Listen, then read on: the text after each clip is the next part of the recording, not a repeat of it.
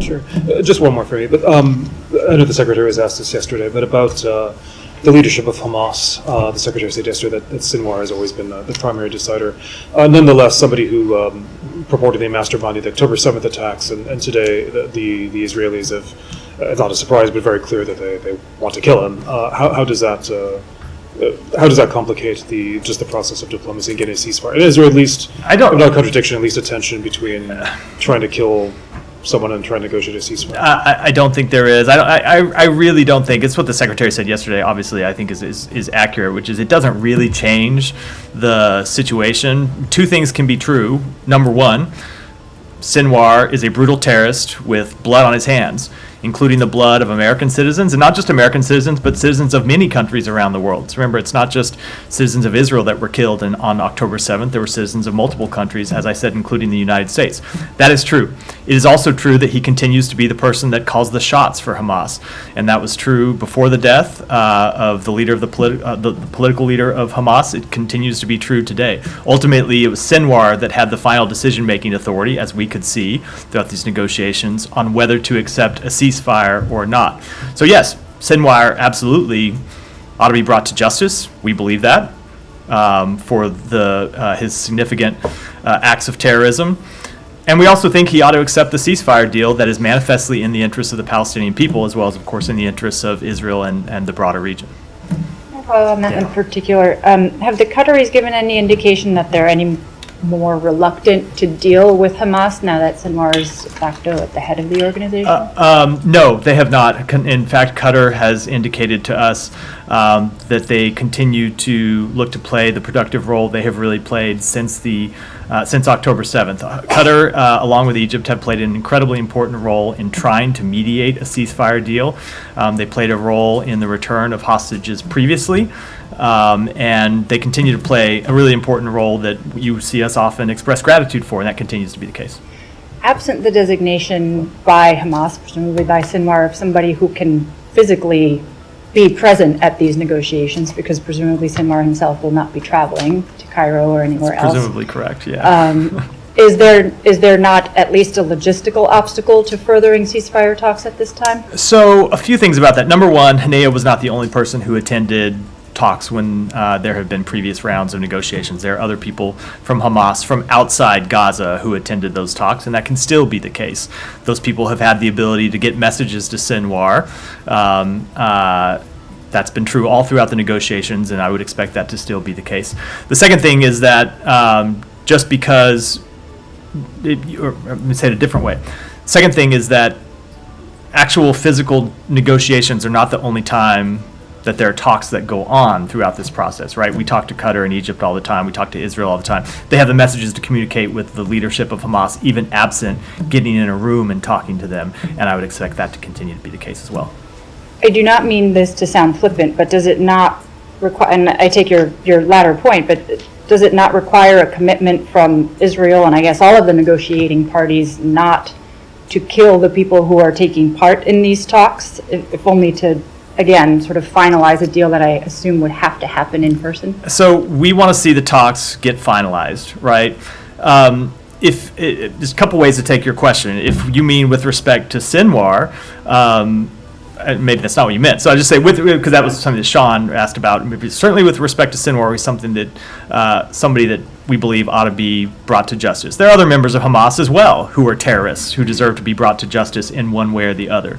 But we do want to get these talks across the finish line. It is important that the talks be able to take place, that they take place sometimes virtually, and that they take place in person as well. And we're going to continue to push for those to happen to finalize this agreement. As you've heard the President say, as you've heard the Secretary say, we really do think we are in the final stages. We have agreement on a framework. There's some final pieces left to agree on to implementation. That takes both Israel and Hamas agreeing. So yes, we want to see talks continue, and that does mean that there has to be someone on the other end of those negotiations. I guess I more mean who would want this job, given it probably places an immediate target on this person's back. So I'm not sure that I fully accept the premise of the question.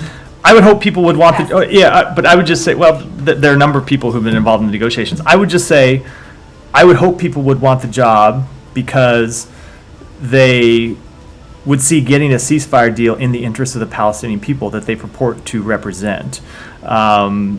that, I think, is a reason why anybody who is a member of Hamas or a leader of Hamas ought to want to participate in these negotiations, get them over the finish line. Okay, and on the final stages qualification, which seems like it's a relatively recent descriptor that the White House and the State Department have been using to describe these talks, not too long ago, a U.S. official said that there were still implementation issues that needed to be overcome. Is this description of final stages meant to indicate that those implementation issues have been resolved, or are they still outstanding? There are still implementation issues that need to be resolved, but if you look at how far we have come and what's left remaining, those implementation issues, maybe minor is not the right word, but compared to the scope of what has been agreed to, are things that we think ought to be able to agree to, and ought to be able to be agreed to fairly quickly by the two parties. And so we do not think there should be any further delay. We think both parties ought to come to an agreement, and that is the message that we have sent directly, as well as what you've heard us say publicly. One quick last one on al-Assad and whether there's been any engagement diplomatically with the Iraqi government as to, is there any indication the Iraqi government is going to take any steps to investigate, to mitigate what happened to U.S. troops? Yeah, so we have been in conversation with the Iraqi government about this question. You may have seen also they have announced publicly that they've launched an investigation and arrested a number of suspects in connection with the attack. That, of course, is the appropriate thing for them to do. We have long said in previous rounds of attacks against U.S. personnel in Iraq that those personnel are there at the invitation of the Iraqi government, and it is incumbent upon the Iraqi government to take steps to prevent attacks in the first place. And when attacks do occur, to fully investigate and hold accountable those parties responsible. So it's appropriate that they are doing so in this case. Another on Russia. Yeah. You already said last one. So I know. Just to follow up on the negotiations, just to understand, so one of the things that you're kind of saying to the Iranians is don't escalate because we're really close to getting a ceasefire deal. This is the deal, the same deal that you were calling an Israeli deal, right? This came from the Israelis in the first place. The president communicated it. Do the Israelis have they signed up to all parts of the deal? Like, is there a deal ready for whoever the new Hamas negotiator is to come in and immediately say yes to? So when the president first made public the proposal, which I think was on May 31st, if I remember correctly, that was a proposal that the government of Israel put forward and that they had agreed to, and that the president made public, and that we submitted to Hamas, or said that Hamas ought to sign up to, was submitted to them through the mediators. Since then, there have been further iterations of the proposal. There were facts on the ground that have changed since the proposal was made publicly. There were facts on the ground that changed between the time that the president made the proposal and Hamas issued their response. So that proposal that we described as an Israeli proposal was what the president put forward on May 31st. There have been additional issues that have come into play since then that no, Israel has not agreed to and Hamas has not agreed to. So there are additional things absent outside of the overall framework that Israel put forward that Hamas agreed to that we're still pushing to get agreement on from both parties. Right. So to put a finer point on it, there you're still, as well as hoping that a new negotiator comes forward from the Hamas side, you're still this is still kind of optimism and hope that the Israelis will close that final gap. We always have optimism and hope, even in a difficult situation as this one. The government of Israel can speak for itself. I will give you our assessment of the situation and what it is we're trying to do. Our assessment of the situation is that these final issues very much ought to be bridgeable, and that there are real proposals that we have put forward to bridge the differences that we think ought to be agreed to, and we have made clear to the government of Israel that they ought to agree, just as we believe the other mediators who are in contact with Hamas have made clear to Hamas that they ought to agree to compromises on these final issues and get us to an agreement.